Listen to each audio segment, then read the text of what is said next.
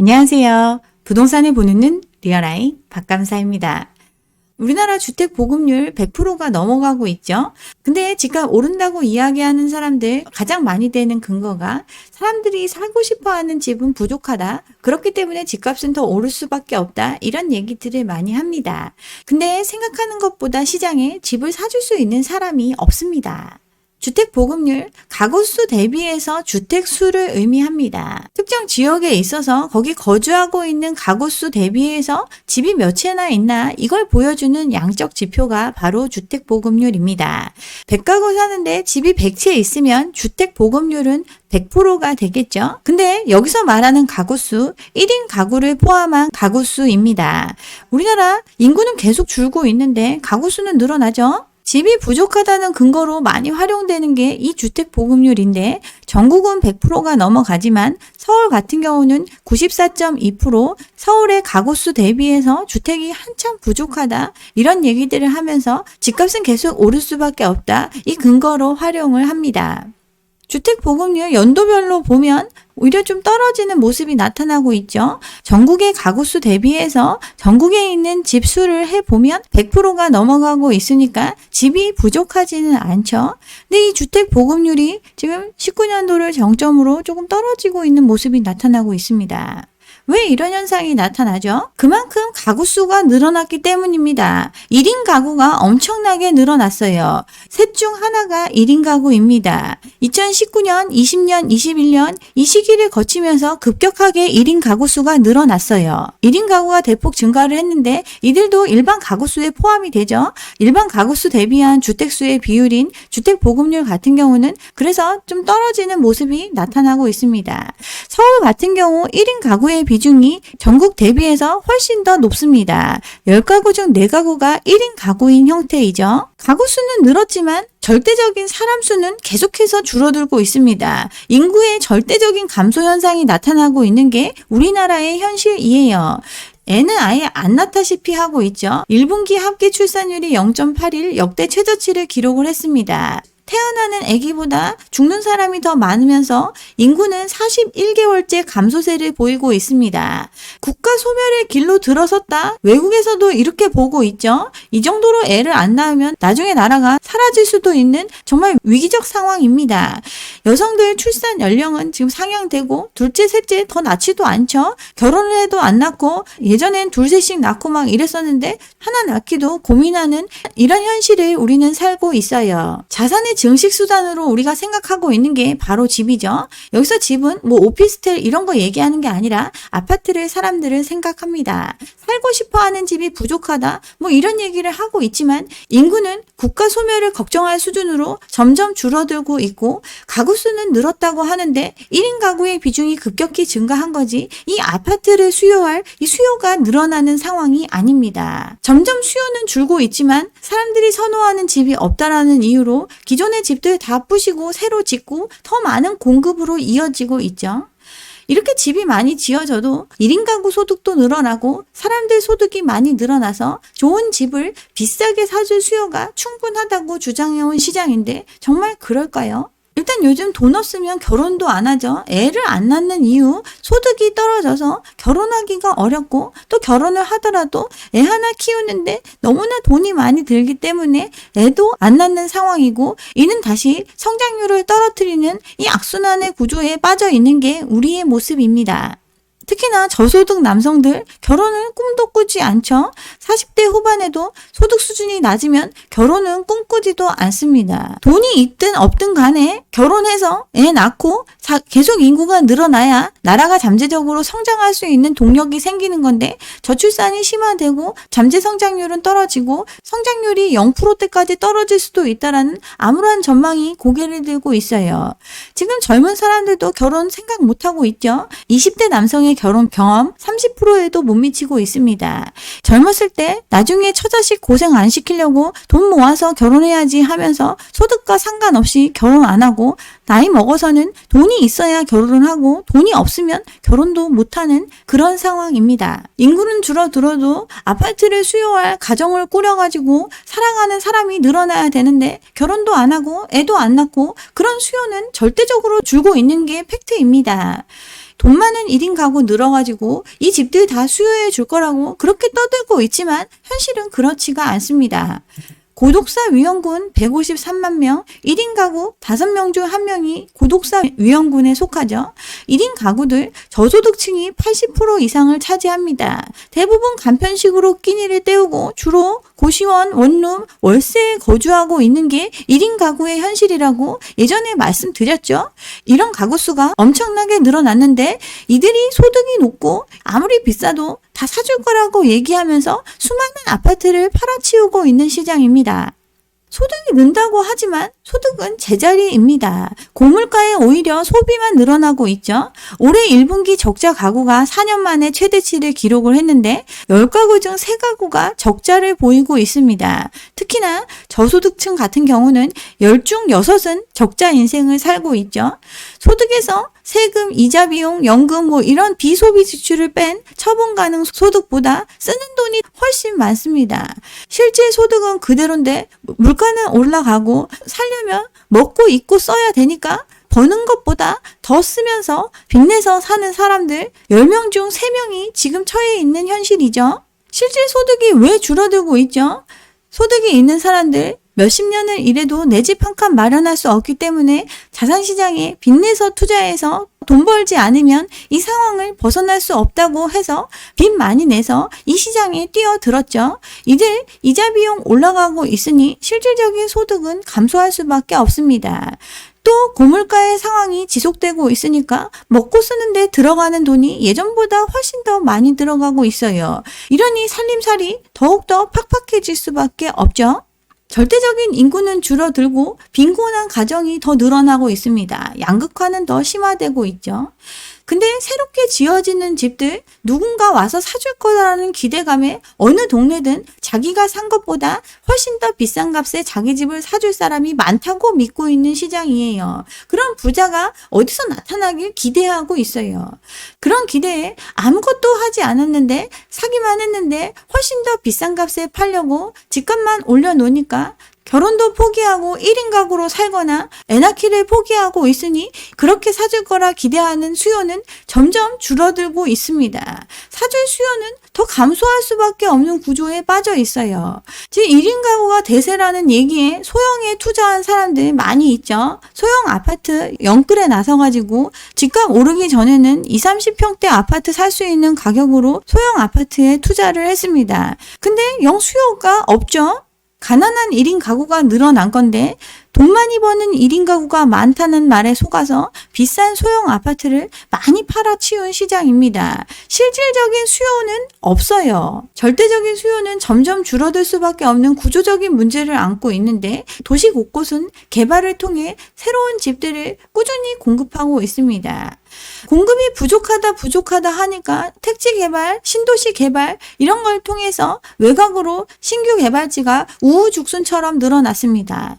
여기에 낙후된 도심은 재건축 재개발을 통해서 또다시 새로운 주거지로 탈바꿈하고 있죠. 대부분이 집으로 개발하고 있습니다. 집 살 수 있는 사람, 또 살아줄 사람은 정말 한정적이기 때문에 한쪽으로 몰려가면 다른 곳은 쇠락하는 거 인구가 많이 늘어나지 않는 구조에서 당연한 결과입니다. 젠틀리피케이션이라고 하죠.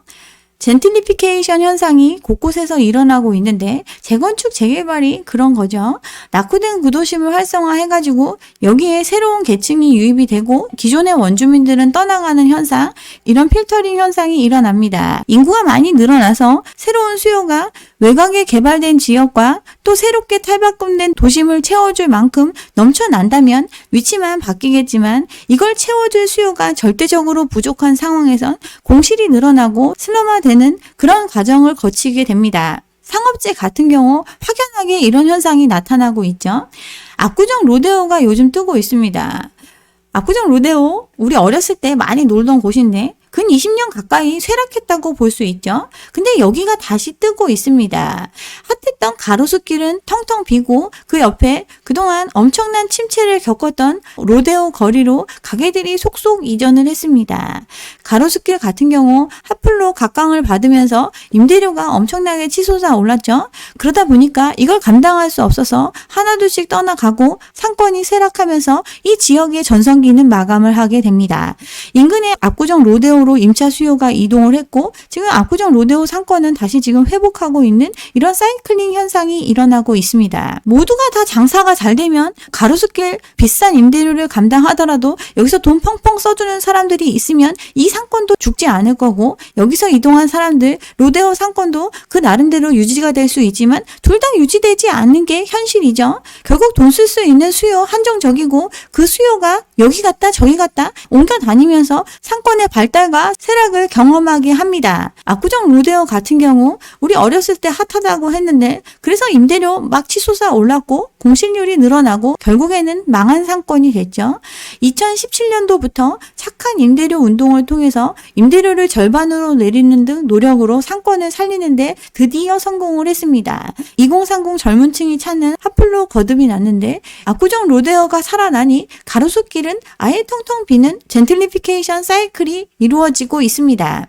가로수길, 경리단길, 속리단길, 연리단길 온갖 골목들 뜨고 지기를 반복하는 이유 결국 그 임대료를 다 감당하면서 이익을 낼 수 있을 만큼 사람들이 그만큼 많이 있는 게 아니기 때문에 어떤 곳이 흥하면 다른 곳은 망하는 이런 현상을 자연스럽게 겪게 됩니다. 상권이 활성화돼야 또 몰려 있어야 사람들이 모이게 되고 소비는 이루어집니다. 근데 장사하는 사람이 남는 게 없는 수준으로 가격이 치솟아 오르면 그곳을 떠나게 되고 떠난 지역은 쇠락할 수밖에 없습니다. 쇠락하게 되면 가격이 내려가는 건 당연한 현상이죠. 외국인도 와서 돈 쓰고 막 이렇게 소비하는 상업용도 이 과정을 겪게 되는데 집이라고 그런 과정을 겪지 않을까요? 재건축 재개발을 통해서 온갖 지역들이 업그레이드가 됐습니다. 업그레이드가 되니까 사람들이 관심을 가지기 시작하고 이런 관심이 늘어나니까 집값을 천정부지로 올려 부르는 이런 현상이 곳곳에서 일어났습니다. 감당하지 못할 집값 수준으로 전 지역이 올라가고 나니까 다른 지역으로 이동을 하게 되죠. 서울 웬만한 집 다 평균 10억이라고 하니까 경기도로 사람들이 빠져나가는 이런 현상이 일어났어요. 그럼 이 서울의 집들은 누가 채워줄 수 있죠? 장기적으로는 하락으로 가는 필연적인 과정을 거칠 수밖에 없습니다. 사람은 한정적이고 감당할 수 있는 지역으로 옮겨 다닐 수밖에 없어요.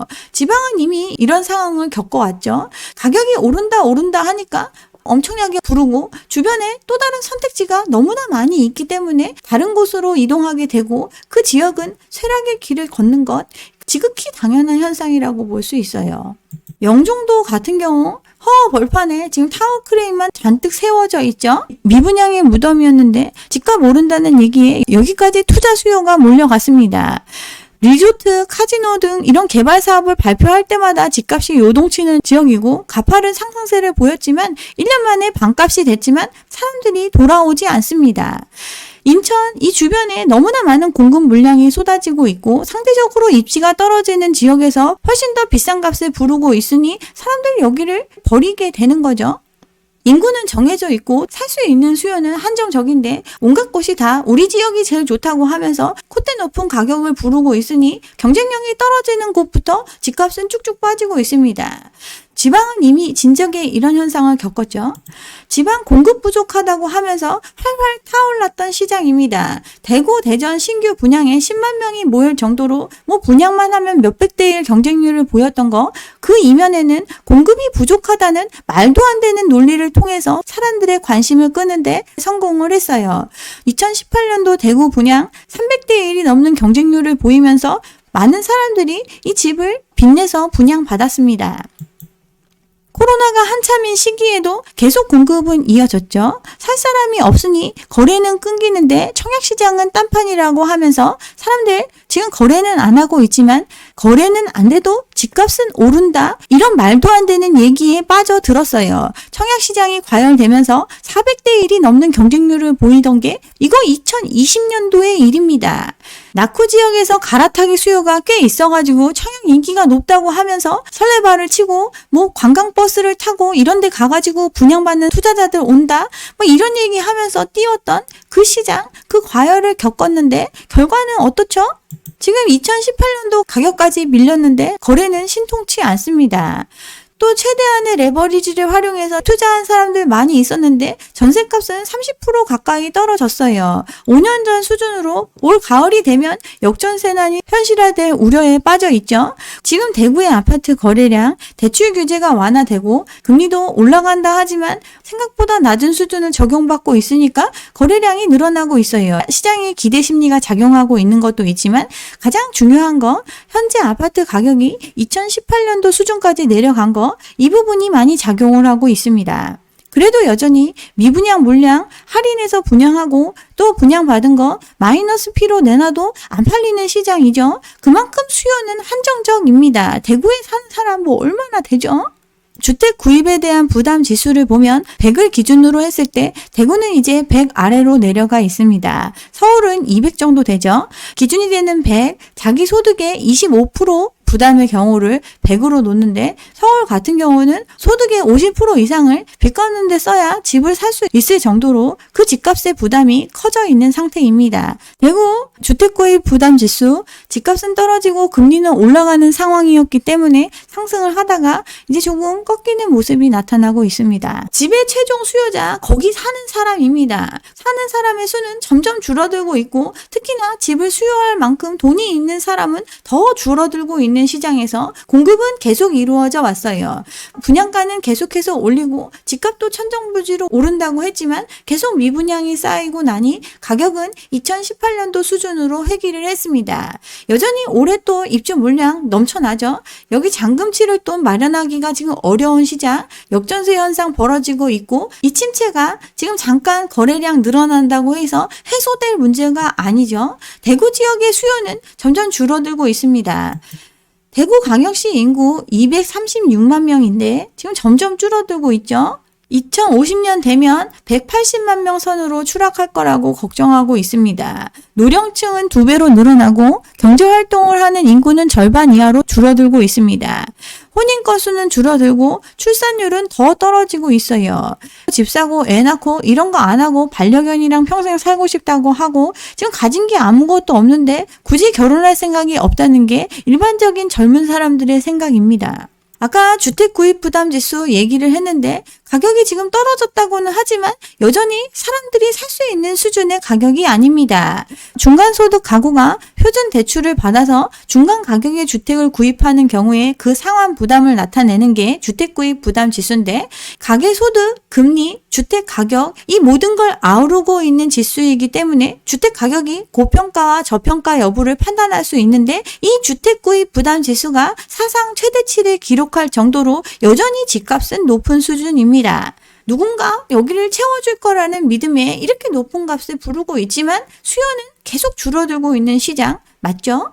부산도 마찬가지죠. 330만의 인구를 보이고 있지만 이 인구의 감소세는 지속되고 있습니다. 부산 인근에 신도시 엄청 많이 들어섰죠. 주변으로 빠져나가면서 인구는 점점 쪼그라들고 있습니다. 근데 부산도 재개발을 통해서 수많은 아파트를 공급하고 있는 지역이죠. 경기도 같은 경우 서울 집값이 올라간다고 하니까 경기도로 이사간 사람들 많이 있습니다. 경기의 공급도 엄청나게 늘어났어요. 서울에서 빠져난 인구가 경기도에 정착을 하면서 경기도의 인구는 계속 증가하는 모습을 보였지만 이제 한계에 달하고 있죠. 점차 둔화되는 모습이 나타나고 있습니다.